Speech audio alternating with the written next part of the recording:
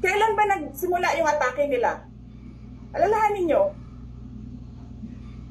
Diba? After ako nag-resign sa DepEd? Kailan ba nagsimula yung pambabastos nila? Last year. After that meeting with the Makabayan Bloc and Martin Romualdez. They started destroying my name, pummeling me in the media with a multi-million PR campaign. Pinastos pa nila ako ng mga pagsisinungaling nila na kesyo taksil, kesyo korap, abusado.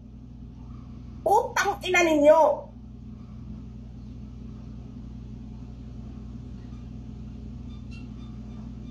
Sino ang korap?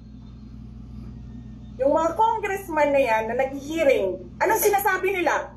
Pagkatapos, pag na-off na ang mic, pag wala ng media, pasensya na kayo ha.